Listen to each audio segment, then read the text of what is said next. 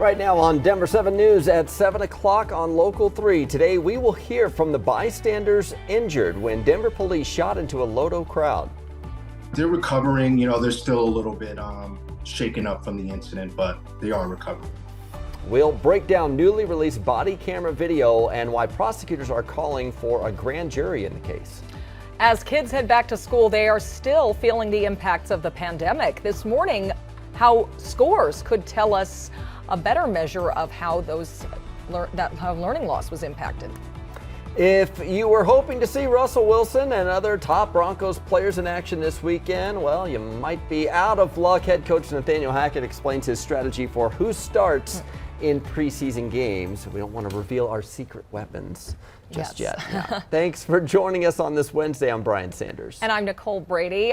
Hey, it's going to be drier out there today. At least a little break from the rain and some sunshine should be nice. It was good though. Good 2 days of heavy rain in spots. I know we had some flash flooding, but it was a good dose of wet weather that we needed. We're going to get our new drought monitor map tomorrow morning, so we'll see if that helped here within the last week. This morning though, sunshine returns, mid 60s here by about 8 o'clock.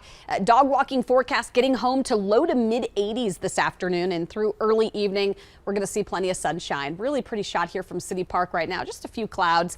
Patchy fog across the northeastern corner of the state, but that's going to clear up here pretty soon. We'll go from 50s now to 80s this afternoon, so about a 30 to 35 degree warm up. Denver's going to be at right around 80 to near 85 depending on the neighborhood. A touch cooler on the south side of the metro area. Castle Rock, upper 70s. More 70s than 60s in the mountains today. So it dries out today, it heats up tomorrow, and then we're in for another cold front this weekend. I'll show you what to expect for the weekend on your full Super 7-day forecast coming up. And looking up in Greeley, you can see some of the fog up there at Highway 85, about 22nd or so, and you can see the bypass looking at some foggy conditions, but you can see where you're going for you. In some areas, there are some really thick areas up there in Greeley right now. Take a look at the drive that we have going on across Metro Denver. It doesn't look too bad for us. Had that earlier crash at 84th. It is actually clear. And we're still seeing some lingering traffic into downtown Denver. Most of the heavy congestion is really around I-70 Furniture Row getting down past Mile High. You see I-70, a little bit of congestion for us there, very typical through that lowered section. Earlier crash over there at Buckley and Hamden is just about all cleared up, and the southbound side of 225 still a bit busy, but no other major problems to really worry about on or off the highways at this point.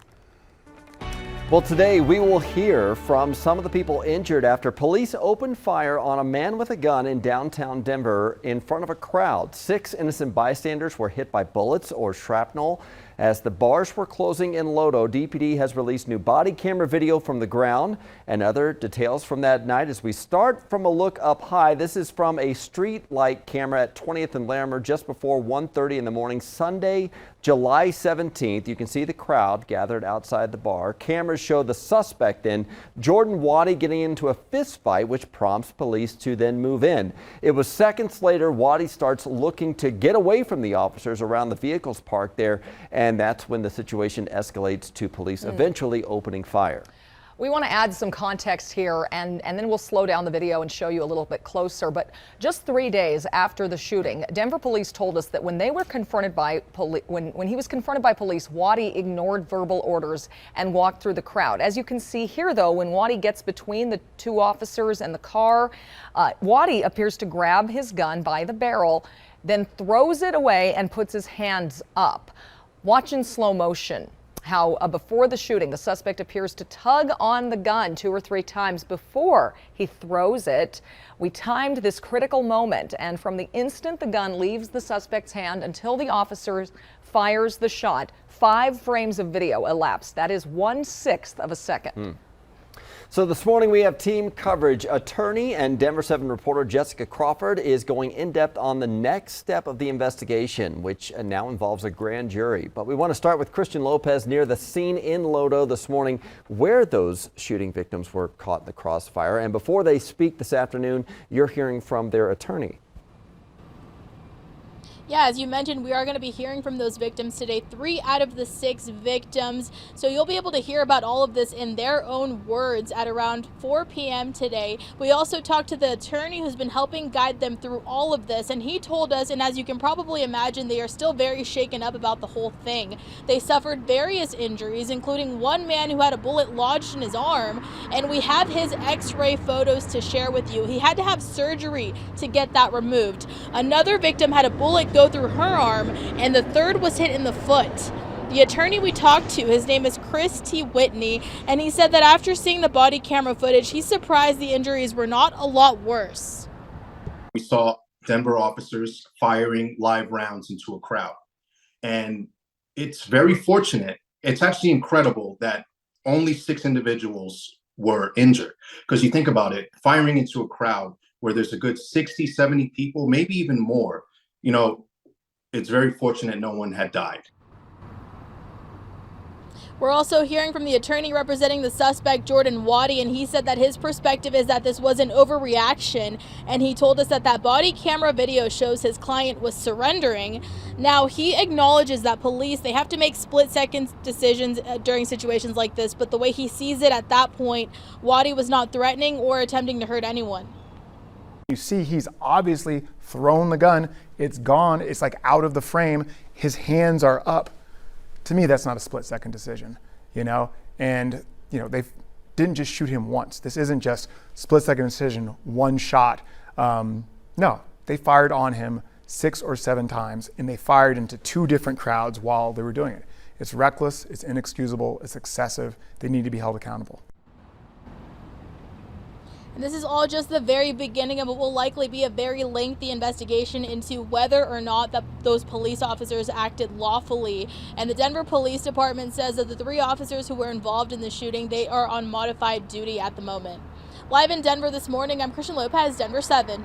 Thank you, Christian. A lot of attention on this case. Denver police officers, we heard and saw that they had a fraction of a second to make their decision about their response to Jordan Waddy.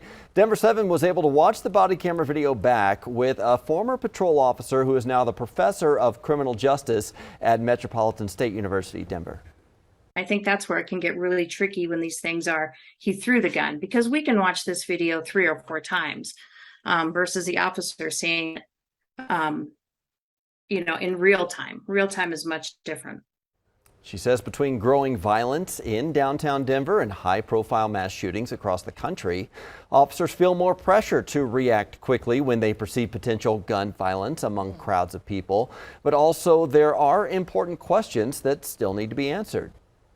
Really what the officers' perceptions were, I would want to know what was going through their mind when they took those shots and what they saw. Also, if it was bullets or ricochets that hit the bystanders, I think that's going to be a really important question too.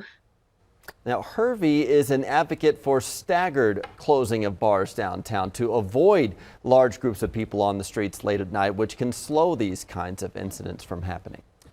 This is the first time Denver District Attorney Beth Mccann has convened a grand jury to investigate a police shooting. I sat down with her last month, just a week after the shooting, in fact, and she told me that it is very rare in any jurisdiction here in Colorado for an officer-involved shooting to go to a grand jury. But she explained how a new law will help add more transparency to this investigation.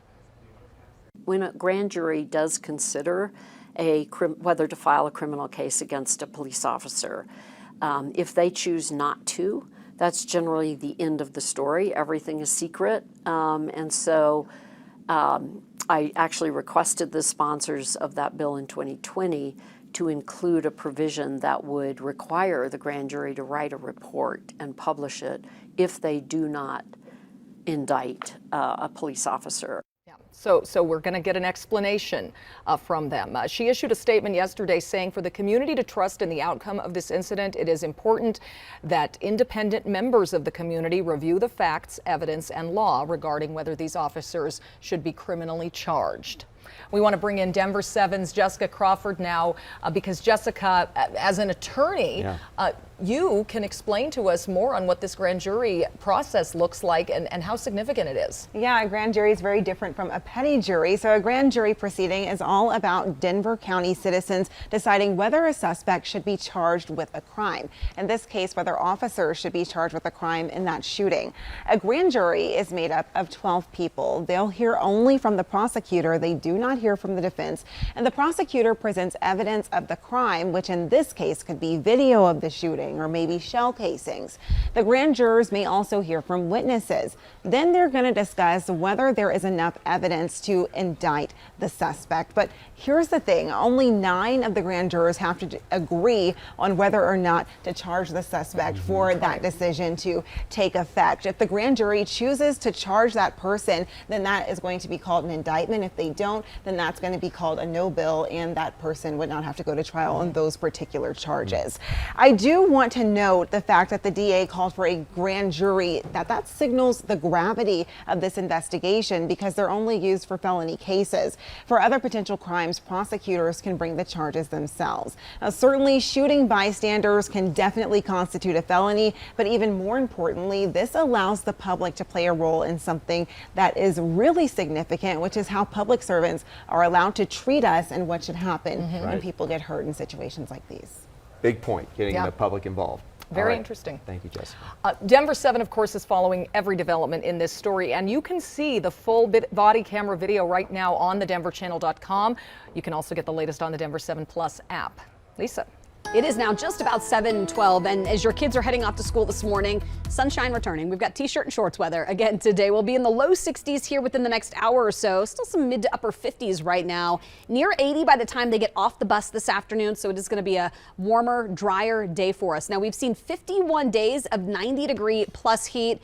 More 90s tomorrow, and then cool again this weekend. We'll have the full Super 7 Day coming up. And right now, the fog is continuing to ebb and flow depending on where you're going. We're taking a look up in the Westminster area here along Highway 36, and you can see some of the fog. As you make your way on the overlook, you'll see it even more there, but not too bad of a drive for right now on Highway 36. Well, summer is winding down and the holiday season is right around the corner. What you need to know about booking air travel now.